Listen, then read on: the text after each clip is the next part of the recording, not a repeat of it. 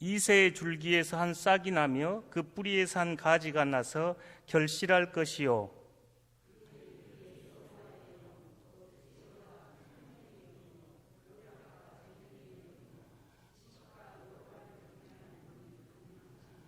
그가 여호와를 경외함으로 즐거움을 삼을 것이며 그의 눈에 보이는 대로 심판하지 아니하며 그의 귀에 들리는 대로 판단하지 아니하며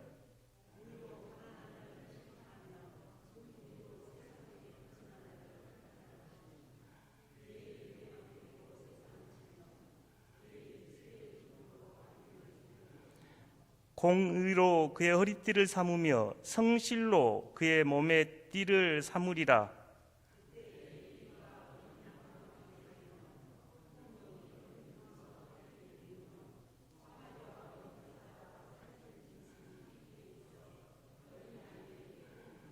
암소와 곰이 함께 먹으며 그것들의 새끼가 함께 엎드리며 사자가 소처럼 풀을 먹을 것이며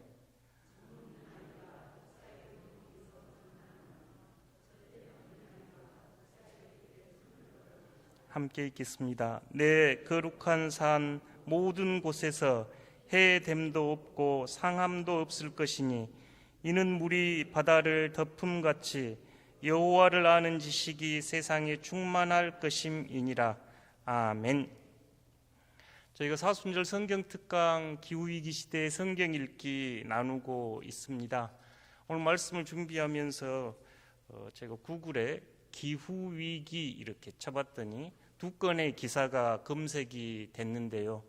왼쪽 기사는 남극에 빙하가 녹아서 서울 면적의 약 70배 되는 빙하들이 녹아서 빙하에 사는 펭귄들이 더 추운 남쪽으로 이동했습니다 하는 한 일간지 기사였습니다.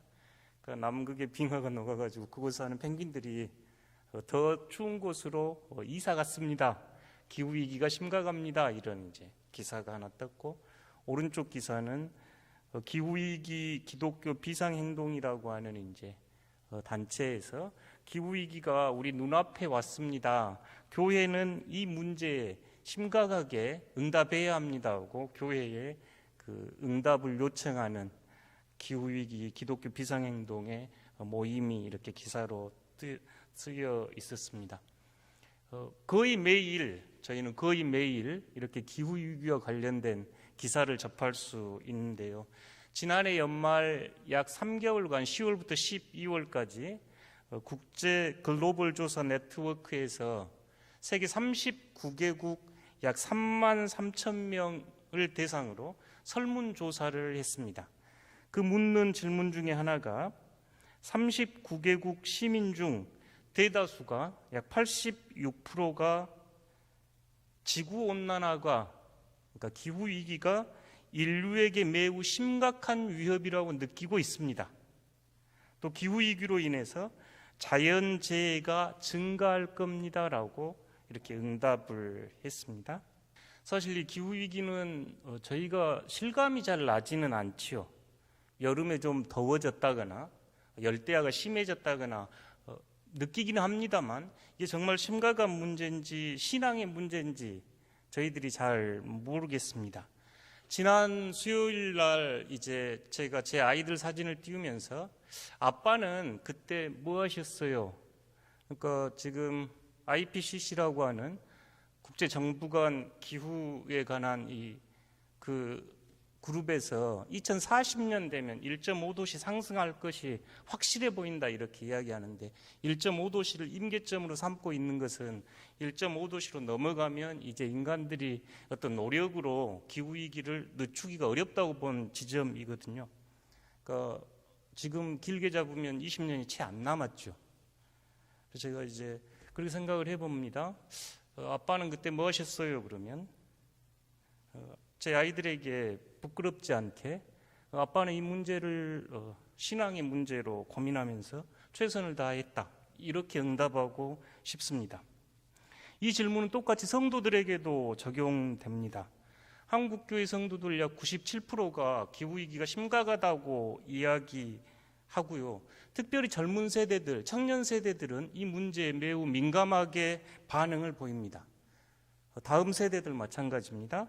이 문제에 교회가 응답해야 합니다라고 이렇게 요청을 합니다. 그런데 사실 저희 장년들, 저희들은 이 문제가 이렇게 심각한 문제인가, 신앙의 문제인가 이렇게 묻게 됩니다.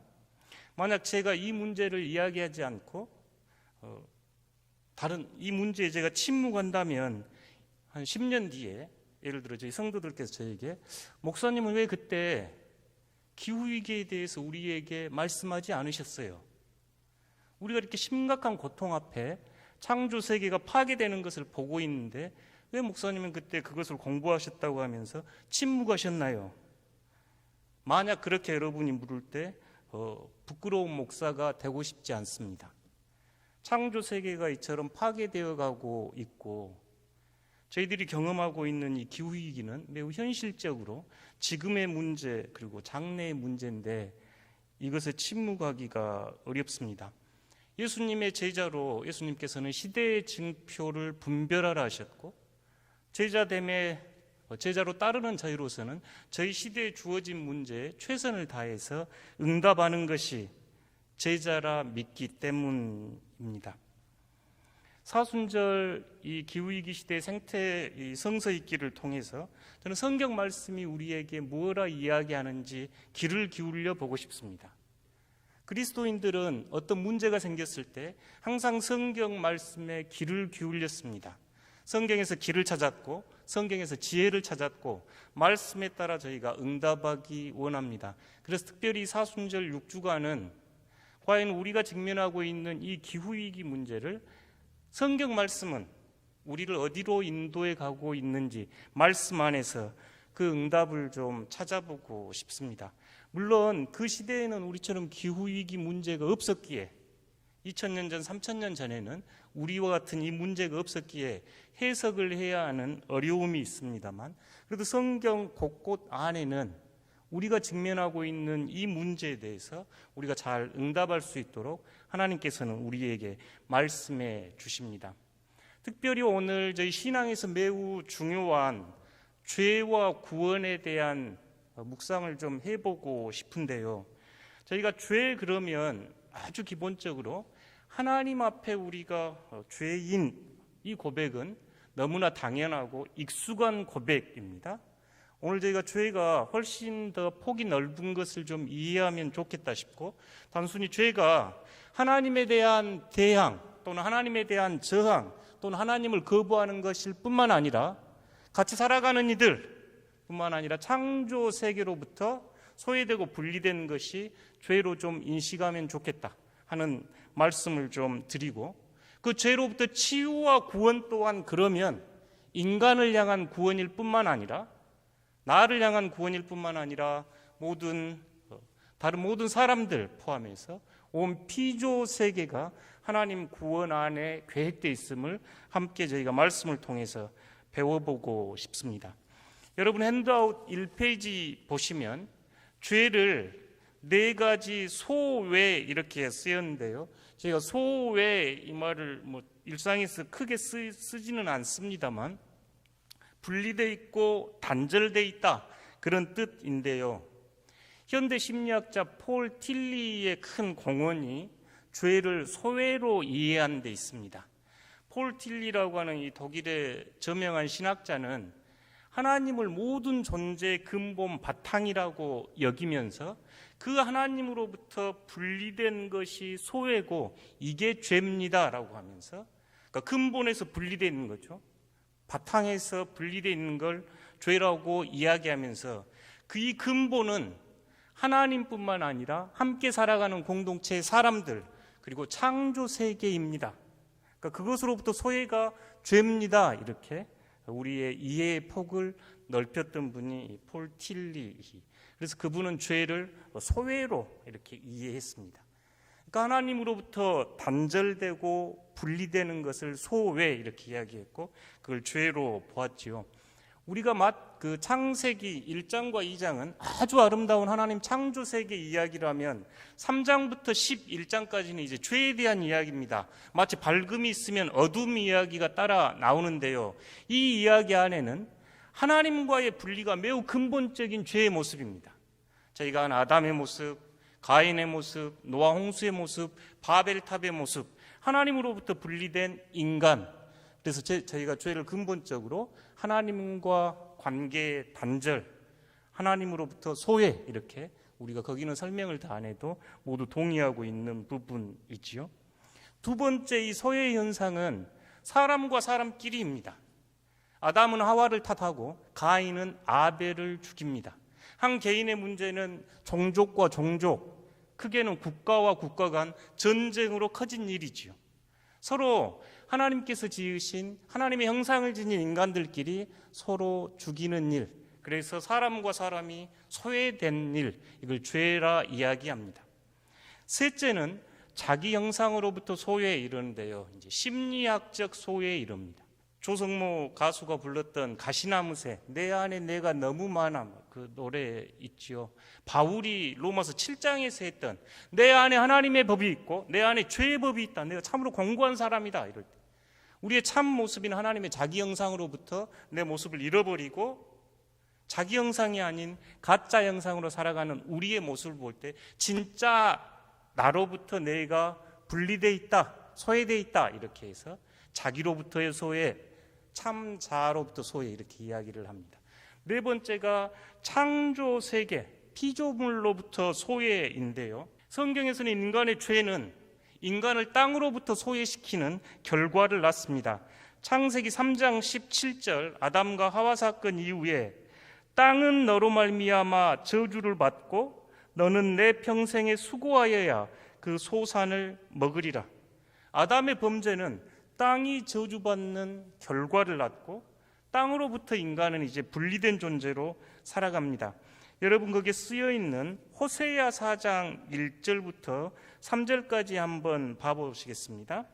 저 한 절씩 교독해 보시겠습니다. 이스라엘 자손들아, 여호와의 말씀을 들으라. 여호와께서 이 땅 주민과 논쟁하시나니 이 땅에는 진실도 없고 인애도 없고 하나님을 아는 지식도 없고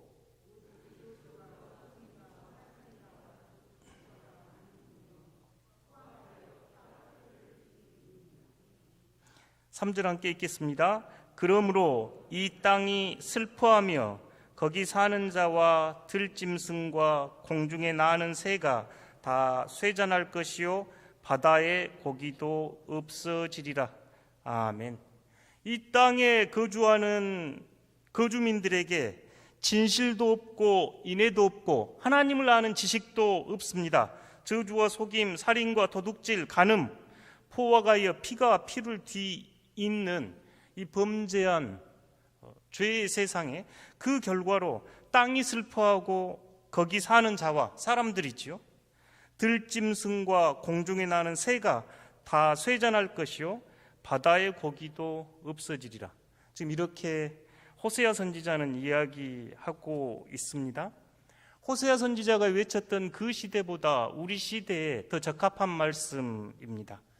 우리 인간들이 살아가고 있는 이 모습은 서로 동료 인간을 죽이고 해할 뿐만 아니라 무창조 세계가 신음하고 있고 무생명종이 멸종으로 이 땅에서 사라져가고 있기 때문이지요. 이것을 하나님께서는 지금 죄라고 우리에게 분명하게 말씀해주고 죄의 결과입니다. 그러니까 저희가 죄를 생각할 때 전통적으로 하나님과의 관계 단절 이렇게 생각했는데 성경 말씀은 훨씬 더 범위가 넓게 이웃 인간으로부터, 그리고 자기 형상을 지닌 참 내 모습으로부터, 그리고 피조물로부터 소외가 죄임을 우리에게 보여줍니다. 그러면 이 죄의 문제, 이 소외의 문제를 치유하고 구원하실 분이 메시아입니다. 그 시대가 오면, 메시아께서 이 땅에 오시면, 메시아의 통치의 시대가 되면 이 소외의 근본적인 문제가 치유되고 해결될 겁니다. 그래서 온 피조물의 치유로서 구원, 치유하다. 그러니까 복음서에 약 70회 정도의 치유 사건들이 등장하는데요, 이 치유라는 단어와 구원이라는 단어가 같습니다. 그러니까 예수님께서 질병든 환우들을 이렇게 치료하는 모습은 구원 사건이거든요. 그래서 구원을 정의할 때 온 피조물의 치유, 이런 데피니션을 쓰기도 합니다. 저희가 읽은 이사야 11장의 구원이 그렇습니다. 11장의 구원은 단순하게 사람의 구원일 뿐만 아니라 온 피조물의 구원이 포함되어 있기 때문입니다. 그 말씀을 다시 주목해서 봐보시면 11장 1절에 이제 이새의 줄기에서 한 싹이 나며 그 뿌리에서 한 가지가 나서 결실할 것이요, 그루터기이죠. 지금 외침을 받았건 그들의 죄로 인해 잘려지고 상처 입고 꺾이고 마치 죽어 있는 것 같은데 그 줄기에서 지금 새싹이 납니다. 한 가지가 지금 새롭게 나는 거죠. 마치 요새 제일 느끼기 쉬운 경험입니다. 마치 죽어 있는 것 같은 겨울나무가 새싹을 지금 이렇게 줄기를, 지금 연한 줄기를 퍼올리고 있는 거지요. 이렇게 올리는 힘이 2절입니다. 2절 함께 읽어보겠습니다. 그의 위에 여호와의 영, 곧 지혜와 총명의 영이요 모략과 재능의 영이요 지식과 여호와를 경외하는 영이 강림하시리니. 아멘. 어떤 단어가 가장 눈에 띈가요? 영입니다. 영. 창세기 1장 2절부터 등장하는 루아흐라고 하는 하나님의 영인데요. 구약 성경에서 300여 회 이상 나오고 한 100여 회는 하나님과 관련돼서 나오고 200여 회는 요 물질이나 요 자연이나 사람에게 쓰이는 단어가 이 루아흐인데, 영. 신약으로 넘어오면 성령인데, 이 영, 그러니까 이 고대 유대인들이 생각할 때 영의 활동을 우리가 눈으로 볼 수가 없는데 제일 비슷한 게 바람이라고 생각을 했습니다. 우리가 바람이 안 보이는데 바람이 불면 나무가 이렇게 흔들리고 나니까 이 루아흐라고 하는 것은 바람, 그 바람이 사람에게 들어오면 숨입니다. 숨도 우리가 안 보이지요. 근데 우리가 숨을 쉬고 있지요. 그래서 루아흐는 이 자연현상에서는 바람, 사람에게 들어오면 숨, 하나님에게는 영, 이렇게 쓰인 단어가 이 여호와의 영 할 때 이 영이라는 루아흐입니다. 이게 참 신비로운 말씀인데요. 여호와의 영, 하나님의 숨, 그러니까 숨이라고 직접 번역한 데도 있고 영이라고 번역한 데도 있는데요. 하나님의 숨결, 하나님의 숨, 여호와의 영이 임하면 새싹이 납니다. 여호와의 영은 생명의 영이고 살리는 영이거든요. 지금 심판이 끝나고 심판이 새로운 창조로 전환되는 시점이 여호와의 영이 임하는 시점입니다. 이 숨은 곰곰이 묵상해보면 저희에게 참 많은 것을 교훈해 주는데요. 그래서 저희가 성령 하나님이, 이 어원이 구약에서 루아흐, 영인데요. 매번 축도에 여러 번 말씀드리는데 이 성령 하나님께서 우리를 한문으로 어렵게 교통하는데 서로 이렇게 안 떨어지게 하는 겁니다. 그러니까 저희가 몸이 약 100쪽의 세포가 있는데 한 몸을 이루고 있는 것처럼 우리 모두가 나뉘어져 있는데 그리스도의 한 몸입니다. 하나님 안에서 하나입니다 할 때 이 일을 하시는 분이 성령님, 영이 하는 일입니다. 이 영은 성경에서 창조의 영이요, 생명의 영이요, 구원의 영이요, 심판의 영이기도 합니다. 그 영이 임합니다. 그 영을 받으신 분이 예수님이지요. 그래서 예수님께서 이 땅에 오셔가지고 부임 설교하실 때 본문이 이사야서 61장 이 말씀인데, 주의 성령이 내게 임하셨으니 이는 가난한 자에게 복음을 전하게 하게 하시려고 내게 기름 부으시고 나를 보내사 포로된 자에게 자유를, 눈먼 자에게 다시 보게 함을 전파하며 눌린 자를 자유롭게 하고 주의 은혜를 전파하게 하려 하심이라 하였더라. 누가복음 4장 18절 19절입니다. 예수님께서 부임 설교입니다. 예수님께서 지상에 사역을 하시면서 첫 말씀을 펴서 하셨던 설교가 바로 주의 성령이 내게 임하셨으니 하면서 오늘 이사야 11장에 나와 있던 이 말씀처럼 여호와의 영이 임할 때 지금 이 말씀 하고 계시지요. 숨을 곰곰이 묵상해 보면 창세기 2장 7절을 다시 한번 떠올려 보십시오. 하나님이 숨을 불어서 저희가 살아있는 생물이 됩니다. 생명체가 됩니다. 인간의 숨과 하나님의 숨이 어디까지 나뉠까? 지난주 여기 섬진강 가가지고 섬진강에서 그 망덕 앞을 이렇게 걸면서 어디까지가 강물이고 어디서부터 바다일까? 혼자 이렇게 물어봄. 어디까지가 섬진강이고 어디까지가 남해일까? 하나님의 영과 우리 인간의 영이 그렇습니다. 어디까지가 내 숨이고 어디까지가 하나님 숨일까? 아담에게 첫 숨을 주신 하나님은 부활하신 그리스도는 제자들에게 성령을 받으십시오 하면서 숨을 내쉬는 장면을 똑같이 요한은 우리에게 묘사합니다. 하나님이 우리 안에 계십니다. 우리 숨결 안에 하나님의 숨결이 나뉠 수 없습니다. 지금 저희가 옆 사람의 숨과 내 숨이 어디까지 나눌 수 있는가요? 우리 집 숨과 나무 집 숨이 나눠진가요? 나뉠 수 없죠. 우리의 숨과 옆에 금다운 공원, 이 산의 숨과 나뉠 수 있는가요? 나뉠 수 없죠. 이만한 신비가 어디가 있겠습니까? 여호와의 영이 임하니 하나님의 모든 사람들, 하나님의 모든 피조 세계가 살아납니다. 메시아 시대의 도래는 여호와의 영의 임함으로 시작됩니다. 그래서 기독교 신학은 오랫동안 하나님을 세상에 드러내는 방식이 두 가지가 있습니다. 하나는 하나님의 말씀입니다. 하나님께서 말씀하시죠. 천지 만물에게 그리고 사람에게 하나님은 말씀하시는 하나님. 다른 하나는 이 루아흐입니다. 하나님의 영으로. 그래서 동방신학자들은 하나님의 두 손 이렇게 했네요. 말씀과 영. 말씀은 이제 신약으로 와서 우리가 말씀이 육신이 되신 그리스도, 이 영은 성령, 이렇게 삼위일체 신학으로 발전시켰습니다. 하나님이 우리에게 드러내시는 방식이 이 두 가지였네요. 오늘 이사야 선지자는 그 여호와의 영이 임하는 그때가 바로 메시아 시대임을 우리에게 선포합니다. 이제 이 메시아의 시대가 도래하면 3절에서 5절은 정의와 공의의 회복입니다. 말씀을 봐보시면 여호와를 경외함으로 즐거움을 삼을 것이고 그의 눈에 보이는 대로 심판하지 않고 귀에 들리는 대로 판단하지 않습니다. 공의로 가난한 자를 심판하며 정직으로 세상의 겸손한 자를 판단할 것이며 그의 입에 막대기로 세상을 치며 그의 입술의 기운으로 악인을 죽일 것이며 공의로 그의 허리띠를 삼으며 성실로 그의 몸의 띠를 삼으리라 이렇게 이야기합니다. 지금 3절에서 5절 강조하고 있는 것은 정의롭고 공의로운 세상입니다. 구약의 매우 중요한 중심 주제이지요.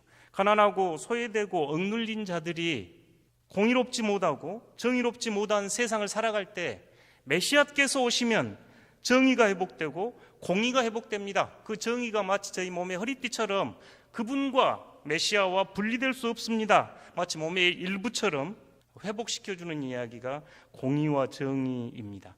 이 이야기는 다른 곳에서도 많이 나와서 바로 피조물의 평화로 넘어가겠습니다.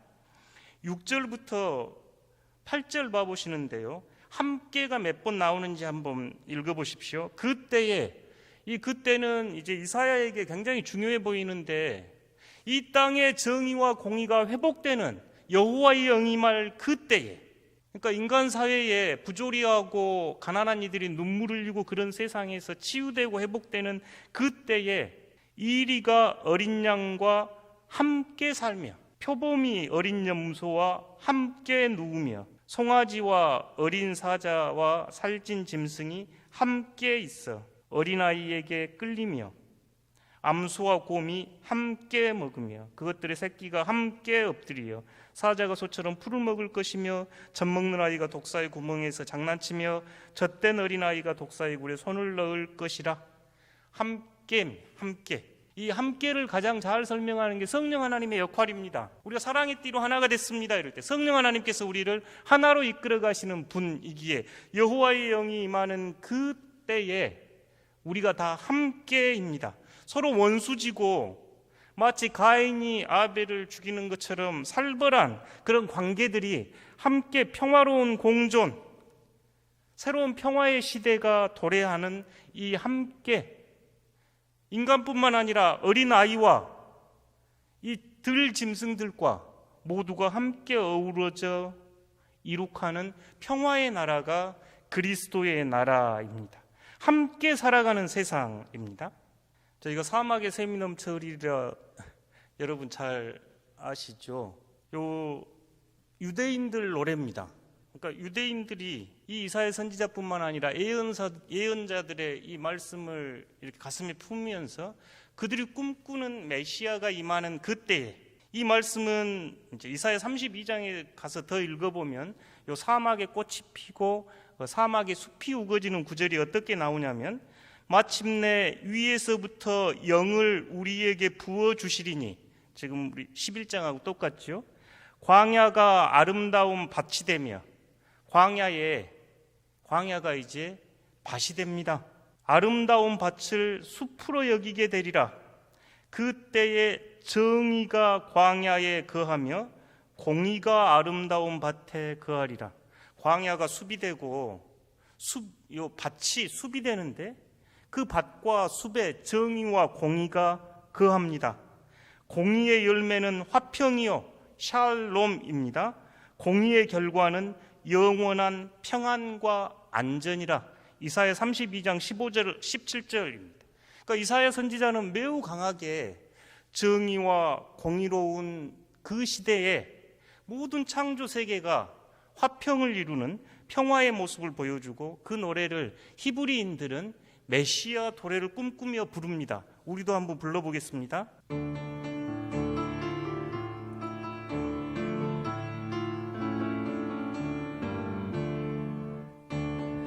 샘이 넘쳐 흐르리라. 사막에 꽃이 피어 양내 내리라.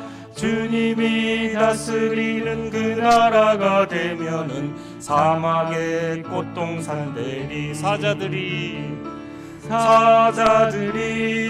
어린 양과 뛰놀고 어린이들 함께 뒹구는 참 사랑과 기쁨의 그 나라가 이제 속히 오리라. 사막의 숲이 우거지리라. 사막의 숲이 우거지리라.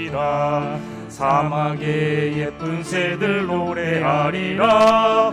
주님이 다스리는 그 나라가 되면은 사막이 낙원되리라. 독사굴에 어린이가 손 놓고 장난쳐도 물지 않는 참 사랑과 기쁨의 그 나라가 이제 속히 오리라. 아멘. 이 히브리 노예들, 또 나라를 뺏기고 슬픔에 찼던 유대인들이 불렀던 메시아 도래 시대입니다. 사막이 꽃동산 되고 사막이 낙원되고 주님이 다스리는 그 나라가 되면 어린이가 독사굴에 손 넣고 사자들이 어린 양과 함께 뒹구는, 사람뿐만 아니라 모든 창조 세계까지 이 평화가 임하는 나라입니다. 저희가 예수님 사역에서 이 구절이 바로 연결되는 데가 마가복음 1장 12절에서 13절인데요. 다른 데에서는, 다른 복음은 그 예수님 시험의 이야기가 많은데, 마가는 아주 간단하게 1장 12절에서 성령이 곧 예수를 광야로 몰아내신지라. 방금 저희가 불렀던 사막이나 광야나 다 같은 단어입니다. 광야에서 40일을 계시면서 사탄에게 시험을 받으시며, 어떤 시험 받았는지 마가는 이야기하지 않습니다. 그 뒤에 보시면 들짐승과 함께 계신, 이사야 11장에 쓰였더니 함께가 똑같은 함께입니다. 들짐승과 함께 있습니다. 그리고 천사들이 수종듭니다. 마가는 이 짧은 한 단어 들짐승과 함께를 여기다 넣음으로써 예수 그리스도께서 메시아로, 구약에서 그렇게 기다렸던 그리스도로 이 땅에 오셨고, 그 광야에서 지금 들짐승들과 함께 있으면서 하나님 나라의 평화를, 예수님께서 보여주는 모습입니다. 그래서 신학적으로는 선취, 미리 맛봄 이렇게 보여주네요. 저희도 들짐승 무섭고 그러는데요, 유대인들은 이 들짐승은 경계 밖에 있습니다. 인간 경계로 들어오면 안 되거든요. 함께 있을 수 없는 존재가 들짐승들입니다. 물론 그 문둥병자나 이런 함께 할 수 없는 사람들이 예수 그리스도의 복음을 통해서 함께 회복되는 삶을 보여주었듯이 이 들짐승의 세계라고 하는 이 살벌한 폭력의 세계가 그리스도의 시대가 되면 함께 평화의 시대로 바꾸는 노래가 지금 이사야 11장이네요. 그러니까 이사야 선지자가 우리에게 보여주는 구원은 단순히 우리 사람의 구원일 뿐만 아니라 온 동물들의 세계, 피조 세계가 하나님 평화의 나라를 이루는 것을 보여주고, 마가는 1장 12절 13절에서 예수님께서 사막에서 광야에서 그것을 이루신 것을 우리에게 가르쳐주고 있습니다. 죄가 하나님으로부터, 이웃으로부터, 그리고 자기 자신으로부터, 창조 세계로부터 소외되고 단절된 것이라면 죄의 치유와 구원 또한 하나님과의 관계 회복, 이웃과의 관계 회복, 자기의 형상을 찾는 것, 그 다음에 피조 세계와 관계가 회복되는 것입니다. 이건 이사야의 오랜 비전이었고, 그 비전을 이룬 분이 우리는 예수님 이렇게 고백합니다. 이제 말씀 결론을 향해 가는데요, 9절 함께 읽어보겠습니다. 내 거룩한 산 모든 곳에서 해됨도 없고 상함도 없을 것이니 이는 물이 바다를 덮음같이 여호와를 아는 지식이 세상에 충만할 것임이니라. 아멘. 아주 아름다운 구절, 성경에 한 3번 나와 있는 구절이지요.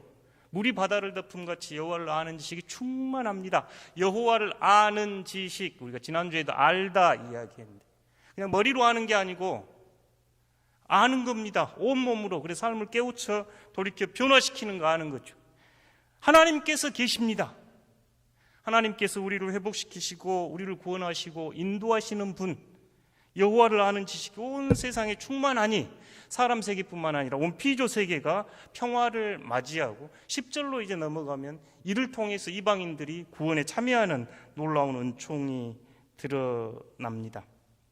사랑하는 성도 여러분, 저희가 성경 구절 안에서 여러 곳 찾을 수 있는데요, 저희 인간의 죄로 인해서 피조 세계와 땅이 고통을 겪습니다. 하나님의 치유와 회복은 인간뿐만 아니라 이 피조 세계와 땅을 고칩니다. 역대하 7장 14절, 내 이름으로 일컫는 내 백성이 그들의 악한 길에서 떠나 스스로 낮추고 기도하여 내 얼굴을 찾으면 내가 하늘에서 듣고 그들의 죄를 사하고 그들의 땅을 고칠지라. 저희가 호세아 4장을 읽으면서 그 땅이 황폐화되고 그 땅이 신음하는 것을 보았는데, 이 백성이 돌이켜 회개하면 하나님께서 그들의 죄를 사할 뿐만 아니라 이 땅을 치유할 겁니다. 고칠 겁니다. 이사야 62장 4절, 아주 아름다운 구절이죠. 철로 역정에도 등장하는 두 지명이 여기서 나옵니다. 다시는 너를 버림받은 자라 부르지 아니하며, 하나님의 백성, 지금 구원받은 백성들을 너를 다시는 버림받은 자라 부르지 않고 다시는 내 땅을 황무지라 부르지 아니하고 오직 너를 헵시바, 이 헵시바 뜻은 나의 기쁨이 너에게 있다, 기쁨이란 뜻입니다. 하나님께서 예수님께서 세례받을 때 사랑하는 아들 기뻐하는 자 할 때 여러분 모두를 향한 하나님의 음성이지요. 너희들이 버림받은 자가 아니라 나의 기쁨이다, 헵시바라고 이야기하고, 내 땅을 뷸라는 결혼한 여자입니다. 성경에서 결혼은 하나님과 이스라엘 백성들의 이 관계를 이야기하죠. 땅을 뷸라, 결혼한 여자라 하리니 이는 여호와께서 너를 기뻐할 것이며 내 땅이 결혼한 것처럼 될 것임이라. 그러니까 이사야의 이 회복은 단순하게 저희들만 헵시바라고 부르지 않고 땅이 하나님과 결혼한 것처럼 뷸라, 지금 이렇게 그 시대를 선언합니다. 사랑하는 성도 여러분, 피조 세계는 단순하게 저희가 대상으로 여기거나 물질로 여기는 존재가 아닙니다. 그냥 삶의 터전이거나 그런 존재가 아니라 하나님의 구원에 함께 참여하여 그 기쁨을 누리고 하나님이 그 땅을 보고 나와 결혼할 것, 이렇게 선포되는 말씀이죠. 저희들이 훨씬 소중하고 귀중하고 성스럽게 여겨야 합니다. 그러면 우리가 이렇게 말씀을 나누면서 어떻게 응답하고 어떻게 헌신해야 할까요? 크게 세 가지 간략하게 말씀드려보고 싶은데요. 첫 번째, 여호와의 영이 임하시는 구원의 노래는 사람들의 구원만 아닙니다. 오늘 저희가 경험한 것은 모든 피조물이 회복이 되는 만물의 구원입니다. 저희가 흔히 왼쪽을 인간 중심적으로 신앙생활을 하고 삶을 살았을 때 인간만 구원받는다, 이런 생각이 창조세계를 파괴했기에 요즘 그림을 그릴 때는 오른쪽 그림으로 그립니다. 사람만 구원의 대상이 아니요, 이사야 11장에 포함된 모든 피조세계의 구원을 그려낸 모습이지요. 두 번째, 기후위기 시대에 예수를 따르는 저희들은 진지하게 물어야 합니다. 제가 부임하던 해인가 그 이듬해 우리 제자도, 잔 스타트의 제자도를 이 수요 특강 시간으로 8번 읽었습니다. 네 번째 챕터가 우리 시대의 제자도는 창조세계 돌봄입니다 하고 저 노 할아버지가 돌아가시기 전에 쓴 책이거든요. 예수님의 제자는 이래야 합니다 하면서 8가지 제안을 할 때 창조세계를 돌보는 것이 우리 시대의 제자도 핵심입니다라고 이야기하셨죠. 마지막으로 이 기후위기 시대의 제자가 되려면 어떻게 하면 좋을까요? 저희가 사순절 특강을 통해서 성경을 새롭게 보기 원합니다. 지난 무지개 언약을 통해서는 하나님과 사람과 모든 생물들이 함께 영원한 약속을 맺었음을 기억하십시오. 오늘 이사야 예언을 통해서는 모든 피조세계 또한 구원의 기쁨에 참여하는 주체들입니다. 저희만 구원의 기쁨에 참여할 주체들이 아니라 우리만 헵시바가 아니라 땅을 향해 뷸라라고 하시는 하나님의 놀라운 언약의 기쁨이 이 피조세계에 있습니다. 그러니 저희가 함부로 그들을 파괴하고 그들의 신음소리를 외면할 수 없겠지요. 이를 위해 저희들은 늘 예수님을 주목해야 합니다. 저는 우리 시대의 가장 큰 아픔이 예수 결핍 장애라고 하는 그 진단이 제일 아팠습니다.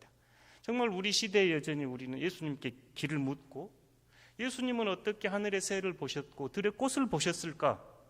예수님은 피조세계와 창조세계를 어떻게 바라보았을까? 신약으로 넘어가면 보겠습니다만 바울은 예수 그리스도의 놀라운 구원 사건이 왜 인간을 향한 사건일 뿐만 아니라 온 피조물의 구원이라 노래했을까?